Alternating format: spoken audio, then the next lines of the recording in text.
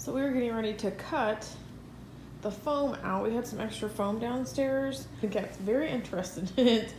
That's funny. Lady won't come near this thing at all, but the cat's like, okay. But anyway, we set the coffin on top of the foam that we had and just trimmed it. And I think he's finding a tape measure right now so that we can cut in from where the lines are 1.5 inches, because that's how wide the boards are right here. So once we cut in 1.5 inches, it'll be able to fit into that thing perfectly. So here Justin did measure out 1.5 inches from that line that we had traced when we stuck on the coffin on top of the foam, and he's just using a razor blade to cut into the foam and pull it away.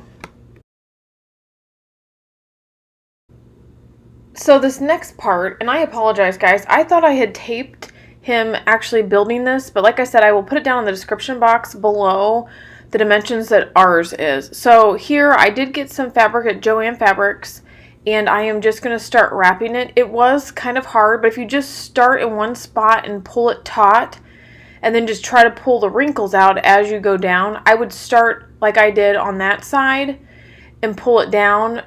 I used a hammer because the staples that I was using with the electric staple gun were poking through the bottom of it, and I caught my finger on it. So now I'm just starting to wrap the underside of it and kind of bunch it into the middle.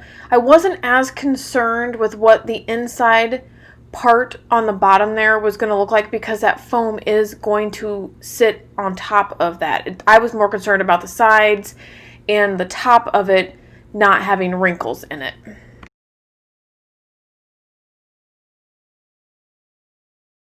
So the more you move around, the more fabric you are going to have left over.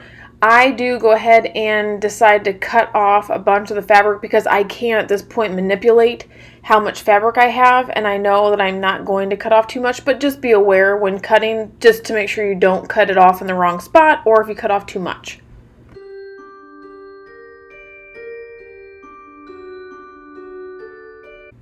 On the corners, I do fold the fabric over just like that, just a little bit, to make a seam so that there are less wrinkles.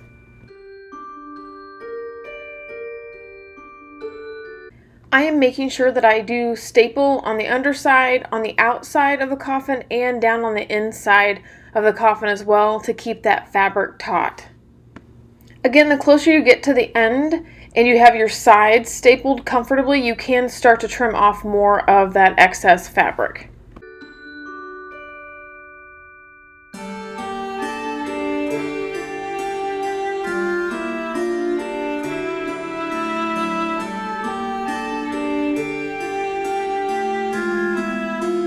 Now that I have all sides stapled, I had to figure out how I wanted to get that last corner to be stapled and to look right and not be wrinkly. So I'm just attaching the bottom just a little bit more secure down there in the bottom, and then I'm bunching it up on one side, but then I decided that I was going to go ahead and trim off some excess. Now right here you do want to be careful when trimming off that excess, because you could get it at the wrong angle and it may mess up the fabric, so just be careful.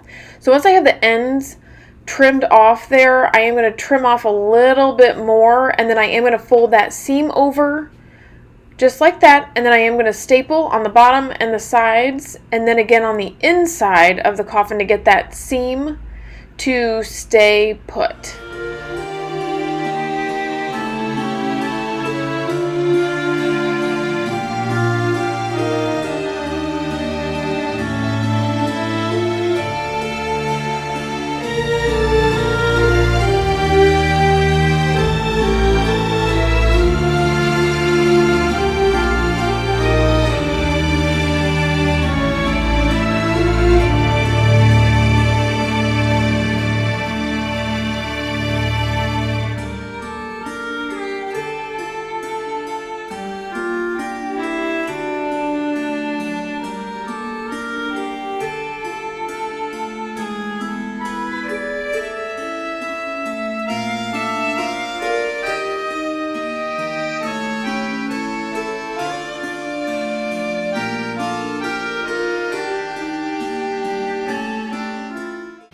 Okay guys, showered.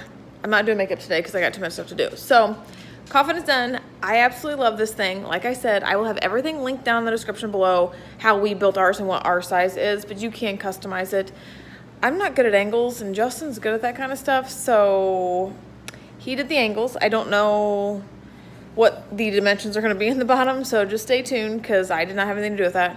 So I will show you guys the finished product. The cats are kind of weirded out by it now that it has fabric on it. They were laying in it before with no fabric on it, which was weird, but I love this thing. Here's the finished product.